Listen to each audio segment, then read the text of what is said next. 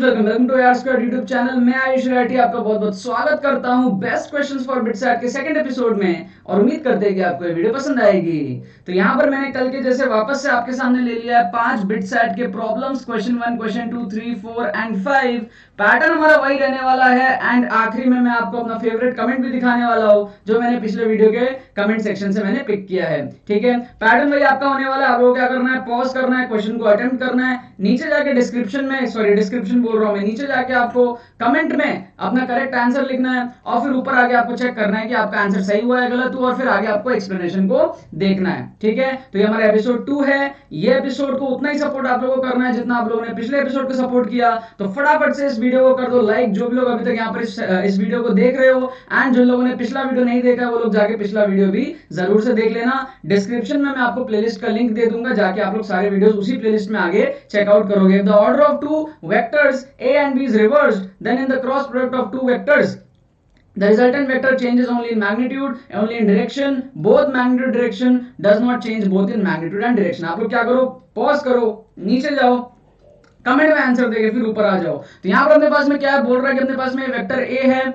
और ये vector b है, पहला केस। दूसरा केस में दोनों को रिवर्स कर दे, इसको a ले ले और इसको b ले ले। तो इस केस में हमारा जो क्रॉस प्रोडक्ट है, क्रॉस प्रोडक्ट जो है जिसकी जो मैग्नीट्यूड होती है हमारे पास में वो होती है ए बी साइन थीटा, लेकिन उसके साथ में एक डायरेक्शन होता है। उस डायरेक्शन को कैसे निकालते हैं, अगर आप ए से बी में जाना चाहते हो, लेट से मेरे पास में ये ए है और ये बी है, तो ए से बी में मेरे को इस तरीके से अपने राइट हैंड को कर्ल करना है। जो हमारा अंगूठा है ना, ये अंगूठा मेरे को डायरेक्शन बताएगा। सपोज करो ये ए है और ये बी है, तो ए से बी में अगर जाना है तो ए से बी में इस तरीके से कर्ल करोगे, ए इधर है बी इधर है, तो ए से बी में इस तरह से कर्ल करोगे। तो जो अंगूठा है ना, ये मेरे को बताता है ए क्रॉस बी का डायरेक्शन। मान लो ए इधर है बी इधर है, ए क्रॉस बी ऊपर आया। मान लो ए इधर है बी इधर है, ए क्रॉस बी नीचे आया। दैट मींस जो मैग्नीट्यूड है वो तो सेम ही रहेगा, ए बी साइन थीटा की वैल्यू सेम ही रहेगी, लेकिन जो डायरेक्शन है हमारे पास में वो चेंज हो जाता है। ठीक है, ए क्रॉस बी ऊपर, बी क्रॉस ए नीचे। समझ लो, मतलब ए क्रॉस बी ऊपर करोगे, आप उल्टा कर दिया उसको, ए की जगह बी ले आया, बी की जगह ए ले आया। तो आप अगर ए क्रॉस बी करोगे तो फिर वो डायरेक्शन में ऑपोजिट आ जाएगा। तो करेक्ट आंसर क्या होगा, changes only in the direction. पसंद आया, मजा आया, ठोको लाइक। अगला यहाँ पे हमारे पास में क्वेश्चन आता है, consider the following statement when jumping from some height you should bend your knees as you come to rest instead of keeping your legs stiff. Which of the following relations can be useful in explaining the statement? ठीक है, delta p1 equal to minus delta p2, delta equal to minus delta p plus k equals to 0, f delta t equal to m delta v, delta x proportional to delta f, where the symbols have their usual meaning. Pause करो, नीचे जाओ, अपने correct answer को लिखो, फिर ऊपर आगे आप लोग चेक करना। तो यहाँ पे हमारे पास में क्या है, वही वाला चीज है। अगर आप क्रिकेट मैच देखते हो, आईपीएल देखते हो, आप इंटरनेशनल क्रिकेट देखते हो, विकेट कीपर्स को जब आप देखते हो या फिर कोई फील्डर को आप कैच करते हुए देखते हो, तो वो हाथ को थोड़ा पीछे लेके जाता है। आप विकेट कीपर देखते हो एमएस धोनी को, तो क्या करता है, बॉल को थोड़ा कैच करके थोड़ा हाथ को पीछे लेके जाता है। ऐसा नहीं कि ऐसे फील्डिंग कर रहा है, कोई ऐसे फील्डिंग नहीं करता, कीपिंग ऐसे नहीं होती, पकड़ के थोड़ा सा कैचिंग, थोड़ा सा ऐसे नहीं कि ऐसे कैच करता है, कैच करके थोड़ा सा हाथ को पीछे लेके आते हैं। क्यों? क्योंकि हमको अपने इंजरी से बचना है, अपने को फोर्स कम लगे, वो हमारे लिए बढ़िया है। तो फोर्स बेसिकली क्या होता है हमारे पास में, होता है rate of change of momentum. ठीक है, अगर देखो मोमेंटम का चेंज तो सेम होने वाला है, बॉल जिस स्पीड से गिर रहा है उस स्पीड से गिर रहा है, और वो हमारे हाथ में आने के बाद में जीरो स्पीड पकड़ लेगा, रेस्ट पे आ जाएगा बॉल, कैच करने के बाद बॉल रेस्ट पे आ गया। तो बॉल का मोमेंटम को हम लोग नहीं छेड़ सकते, मोमेंटम का जो चेंज होना है वो तो चेंज होना ही है। जो मोमेंटम है वो पूरा का पूरा जीरो हो जाएगा कैच करने के बाद में। हम लोग क्या चेंज कर सकते हैं, कैच करने का टाइम। अगर हम टाइम को बढ़ा दें, मतलब एक बार में ना उसको स्टॉप करें, थोड़ा टाइम से उसको स्टॉप करें, तो हमारे को फोर्स कम लगती है। ठीक है, नीचे का टर्म बढ़ा रहे हो, ओवरऑल टर्म कम हो जाएगा, फोर्स कम लगेगी तो इंजरी नहीं होगा हमको। इसीलिए हमारे पास में सी यहाँ पर एकदम करेक्ट आंसर है। और इसीलिए वही वाला केस यहाँ पर है कि हमको जो है अपने लेग्स को बेंड करना चाहिए, बेंड योर नीज। बेंड इसीलिए करना चाहिए हम लोगों को ताकि हमको चोट ना लगे। ऊपर से अगर आप कूद रहे हो, ठीक है, जंप कर रहे हो किसी हाइट से, तो आप एकदम स्ट्रिक्ट ऐसे रहोगे नहीं ना, थोड़ा सा यार बेंड हो जाना, वरना इंजरी ज्यादा लगेगी। ठीक है, ऐसे कूदना उदना मत, मजाक कर रहा हूं। यहां पर अपने पास में क्या है, तीसरा क्वेश्चन आपके स्क्रीन पे ये रहा बोल रहा है अपने को two springs have their force constants as k1 and k2। दो स्प्रिंग्स है हमारे पास में, एक का है k1, एक का है हमारे पास में k2। k2 is greater than k1, k2 is greater than k1, ये हम लोग को दिया हुआ है। When they are stretched by the same force से स्ट्रेच है। फोर्स क्या होता है, kx, F equals to kx। That means k1 x1 यहां पे होगा तो k2 x2 यहाँ पे होगा, पॉज करें, नीचे जाए, कमेंट में आंसर देखिए, फिर ऊपर आके आप लोग चेक करो। No work is done in case of both the springs, equal work, more work in second, more work in first. तो सबसे पहले वर्क का देख लेते हैं भाई, वर्क का एक्सप्रेशन क्या होगा।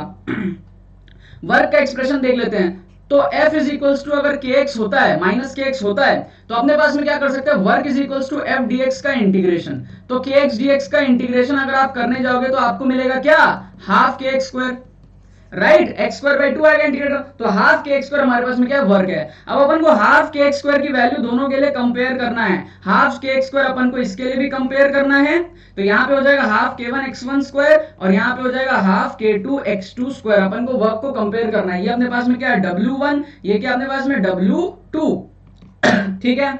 अब देखो इसको अपन ऐसा लिख सकते हैं, W1 is equals to half k1 x1 into x1 और W2 को लिख सकते हैं हम लोग half k2 x2 into x2, ऐसा लिख सकते हैं, राइट। अब k1 x1 और k2 x2 की वैल्यू तो सेम है ना, क्योंकि यहां पर फोर्स सेम दिया हुआ है, फोर्स सेम दिया हुआ है, तो k1 x1 और k2 x2 सेम हो गया, तो ये वाला पूरा जो टर्म हो गया वो सेम हो गया दोनों में। तो अपन क्या बोल सकते हैं, W1 is proportional to x1 और W2 is proportional to x2, बाकी दोनों चीज तो सेम है ना दोनों के लिए। अब x1 x2 में जो ज्यादा बड़ा कम होगा उसके हिसाब से हम लोग मार्क कर सकते हैं। अपने को दिया हुआ है k1 x1 equal to k2 x2, अपने को क्या दिया हुआ है, k1 x1 equals to k2 x2, ठीक है। तो यहां से अपने पास में x2 बाई x1 क्या आ जाएगा, x2 बाई x1 क्या आ जाएगा, या फिर k2 बाई k1 आ जाएगा हमारे पास में x1 by x2, right, k2 by k1 आ जाएगा x1 बाई x2। अब k2 बाई k1 की वैल्यू ग्रेटर देन 1 है, क्योंकि k2 जो है वो ग्रेटर देन k1 दिया हुआ है, k2 ग्रेटर देन k1 है तो x1 भी ग्रेटर देन x2 हो जाएगा। अब x1 ग्रेटर देन x2 है तो फिर w1 ग्रेटर देन w2 हो जाएगा। तो कम वर्क किसके लिए हुआ, फर्स्ट वाले के लिए, और W2 ज्यादा है तो more work is done by the second spring, more work is done by the second spring. समझ में आया क्या, हाफ के एक्स स्क्वायर हाफ के एक्स स्क्वायर, हाफ के एक्स अलग अलग कर दिया, के एक्स इक्वल है, x1 x2 कंपेयर करना है, के एक्स अपन को पता है, k2 bye k1 equal to x2 x1 bye x2, k2 बड़ा है तो x1 भी बड़ा होगा, क्योंकि k2 बाय k1 का रेशियो 1 से बड़ा है, तो फिर x1 बाय x2 का रेशियो 1 से बड़ा होगा, तो x1 will be greater than x2, तो यहां पे w1 will be w1 x1 एक minute, k2 is greater than k1 अपने को दिया हुआ है, sorry k1 is greater then k2 दिया हुआ है, एक minute, k1 greater than k2 है, minded, k1 is greater then k2 है ना, k1 ग्रेटर देन k2 है, यहाँ पे गलती कैसे कर दिया मैं, तो अपने पास में k2 छोटा है तो x1 छोटा होगा, x1 छोटा होगा तो x2 बड़ा होगा। आई डोंट नो मैंने वर्ड्स बोलने में क्या गलती कर दी, ठीक है, ध्यान देना आप लोग, ध्यान से करना, k1 is greater then k2 है, k1 ग्रेटर देन k2 है, तो यहां पर अपने पास में k1 by k2 is equals to x2 by x1 कर लो, k1 ग्रेटर देन k2 है तो x2 ग्रेटर देन x1 होगा, x2 ग्रेटर देन x1 होगा हमारे पास में, ठीक है, तो w2 ग्रेटर देन w1 होगा। क्लियर है, answer remains the same, answer remains the same यार, ठीक है।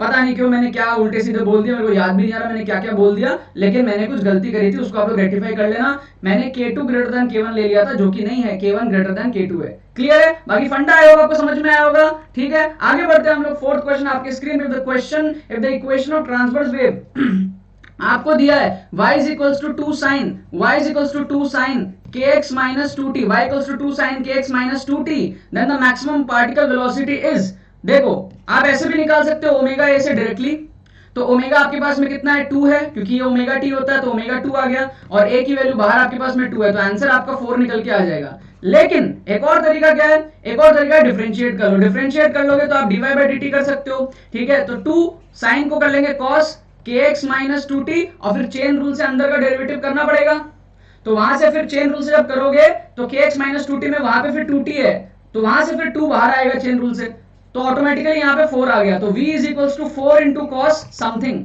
ठीक है। तो मैक्सिमम वैल्यू कब होगी, जब ये पूरा एक्सप्रेशन 1 हो, cos की मैक्सिमम वैल्यू 1 होती है, तो ये बचेगा 4, तो आंसर 4 ही आना है। आप डिफरेंशिएट करके देखोगे तो भी बाहर 4 दिख जाएगा, या फिर आप directly v equal to omega कर लोगे तो भी आपको 4 दिख के आ जाएगा, ठीक है। आखिरी क्वेश्चन आपके स्क्रीन पे ये रहा, आपको बोल रहा है कि भैया आपके पास में क्या है, the equation of a progressive wave is इतना, ठीक है, तो ये हमारे पास में क्या होता है, y equal to a sin 2 pi by t into T minus 2 pi by lambda into X, ये इस तरीके का होता है, इसको ऐसा भी बोल सकते हैं अपन, y equals to a sin ठीक है, omega T minus K X, इसको ऐसा भी बोल सकते हैं।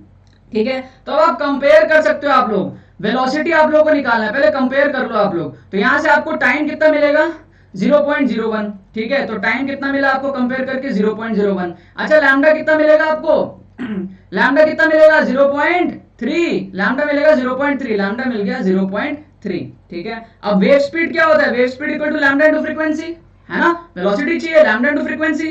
ठीक है, देखो क्या होता है, speed is equals to distance by time, right, और टाइम क्या है 1 by frequency, time is 1 by frequency, तो टाइम को ऊपर लेगा फ्रीक्वेंसी हो गया, तो डिस्टेंस इज लैम्डा, एक टाइम पीरियड में क्या होगा, एक लैम्डा कंप्लीट होगा, एक वेवलेंथ कंप्लीट होगा वेव का, और वो उसकी वेव स्पीड आ गई। तो यहां से हम लोग क्या ये चीज डायरेक्टली यूज कर सकते हैं, तो लैम्डा हमारे पास में 0.3 है, ठीक है, और फ्रीक्वेंसी क्या है 1 बाई टाइम पीरियड, तो 0.01 नीचे आ जाएगा, तो ये हमारे पास में कितना हो गया 30 हो गया, सॉल्व करके 30 is the correct answer, so A is the correct answer. ये हमारे पास में 5 क्वेश्चन इस वीडियो के अंदर में मैंने आपको एक्सप्लेन किया, जो कि हमारे पास में क्या है वेव से था 2 क्वेश्चन, वर्क एनर्जी से था 1 क्वेश्चन, ठीक है, मोमेंटम फोर्स वगैरह से था 1 क्वेश्चन, और 1 क्वेश्चन हमारे पास में वेक्टर्स से था।